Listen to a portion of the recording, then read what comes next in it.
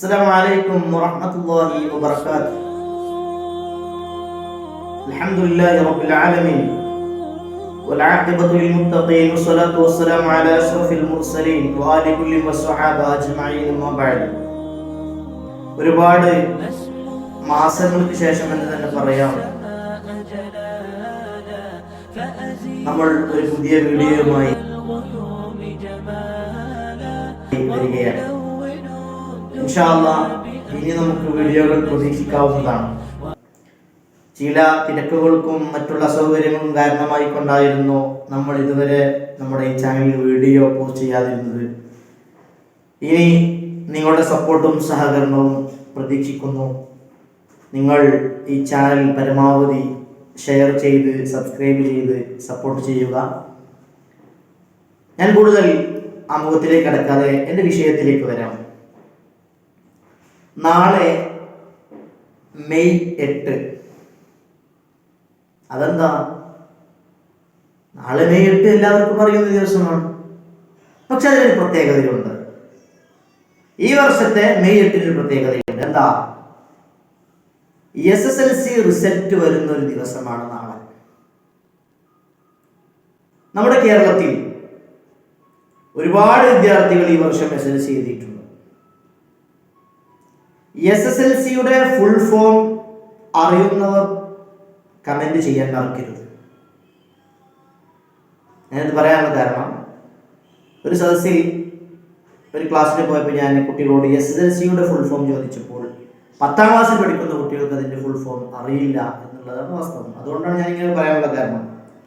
ഞാൻ പറഞ്ഞുകൊണ്ട് വരുന്നത്, നമ്മുടെ കേരളത്തിൽ ഒരുപാട് വിദ്യാർത്ഥികൾ SSLC എഴുതി റിസൾട്ട് പ്രതീക്ഷിച്ച് കൊണ്ടിരിക്കുകയാണ്. നാളെയാണ് ആ ദിവസം. വിദ്യാർത്ഥികൾക്ക് ഇന്നും ഉറക്കമില്ല.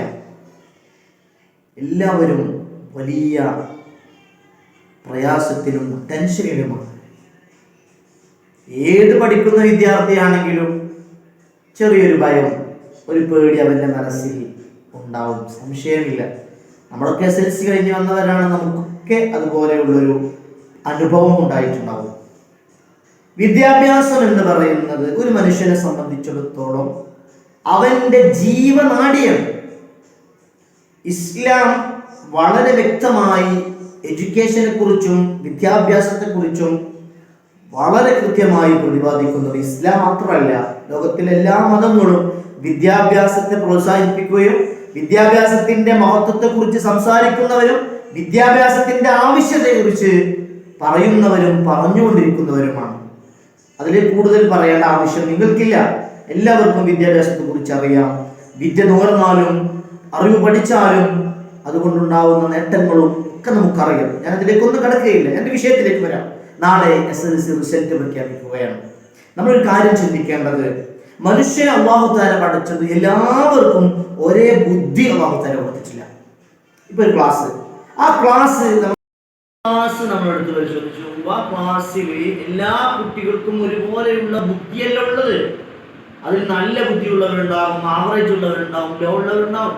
നമ്മളെല്ലാവരെയും കൺസിഡർ ചെയ്ത് പരിഗണിച്ചാണ് ക്ലാസ് എടുക്കുക. അതുപോലെ തന്നെയാണ് എല്ലാവർക്കും ഒരുപോലെയുള്ള ബുദ്ധിയും വിവരവും ഹിഫ്ള് ശക്തിയും ഒന്നും റബ്ബ് നൽകുന്നില്ല.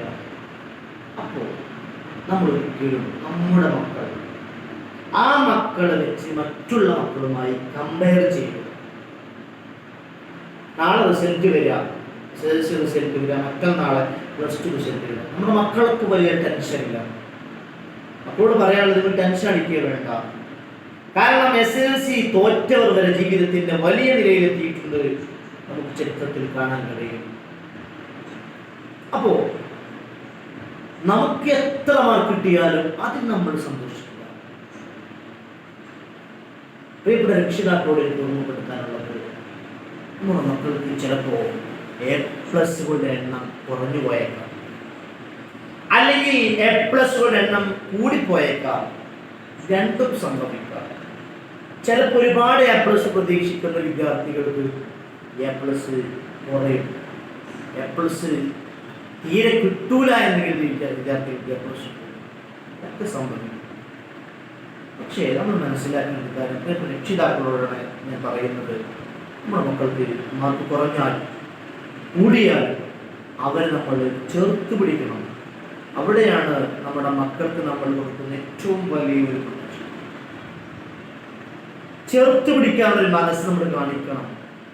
മാർക്ക് കുറഞ്ഞതിന്റെ പേരിൽ ശകാരിക്കാനോ ചീത്ത പറയാനോ അവരെ ഒന്ന് വേദനിപ്പിക്കാനോ നമ്മൾ മുന്നോട്ട് വരാൻ പാടില്ല. കാരണം അത് നമ്മുടെ മക്കളുടെ മനസ്സിനെ വല്ലാതെ മുറിവേൽപ്പിക്കും. ആ മുറിവിനെ ഉണക്കാൻ നമ്മുടെ ആയുഷ്കാലം മുഴുവനും ചിലപ്പോൾ നമുക്ക് സാധിച്ചു കൊള്ളണമെന്നില്ല. ഒരുപക്ഷെ നമ്മൾ പറയുന്ന കുത്തുവാക്കുകൾ കൊണ്ടായിരിക്കും ആ ഒരു കുഞ്ഞു മനസ്സിൻ്റെ ജീവൻ, അവൻ്റെ ജീവൻ വരെ പോകാൻ കാരണം. ആത്മഹത്യ വർദ്ധിച്ചു വരുന്നൊരു കാലം.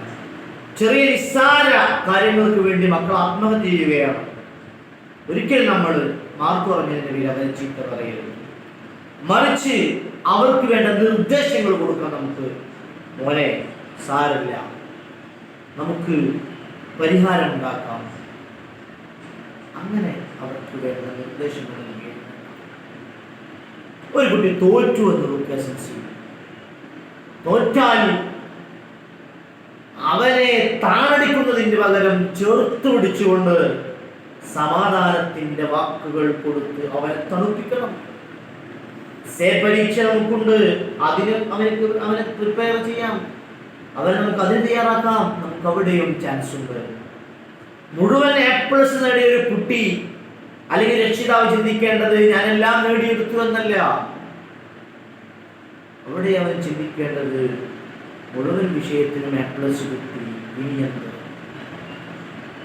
അതിന്റെ വീഡിയോ നമുക്ക് മറ്റൊരു വീഡിയോയിലൂടെ SSLCക്ക് ശേഷം എന്ത് എന്നുള്ളതിനെ കുറിച്ച് നമ്മളൊരു വീഡിയോ ചെയ്യും. ഇൻഷാ അല്ലാഹ് കാത്തിരിക്കാം. മുഴുവൻ വിഷയത്തിലും A+ കിട്ടിയ കുട്ടി ആഹ്ലാദിച്ച് സന്തോഷിച്ച് ഇരിക്കേണ്ട സമയമൊന്നുമല്ല. SSLC കഴിഞ്ഞിട്ടുള്ള ജീവിതത്തിൽ ഇവിടെ നമ്മൾ എത്തിയിട്ടില്ല, ഒരു ഭാഗ്യം നമ്മൾ കംപ്ലീറ്റ് ആയിട്ടുള്ളൂ. കൂടുതൽ മാർക്ക് കിട്ടിയെന്ന് എഴുതി നമ്മൾ ഒരിക്കലും അഹങ്കരിക്കാൻ പാടില്ല.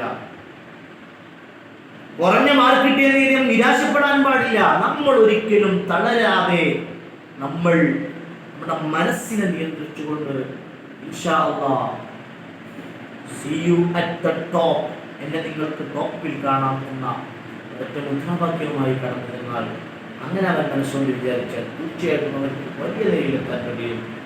എസൻസിയൊന്നുമല്ല ജീവിതത്തിന്റെ ലക്ഷ്യം, ജീവിത വിജയത്തിന്റെ മാനദണ്ഡം എസൻസിയൊന്നുമല്ല, അതൊരു ഭാഗമാണ്. അതുകൊണ്ട് വീണ്ടും ഞാൻ പറയട്ടെ, നാളെ കാത്തിരിക്കുന്ന പ്രിയപ്പെട്ട SSLC എഴുതിയ മക്കളെ, പ്രതീക്ഷയോടെ നിങ്ങൾ കാത്തിരിക്കുക.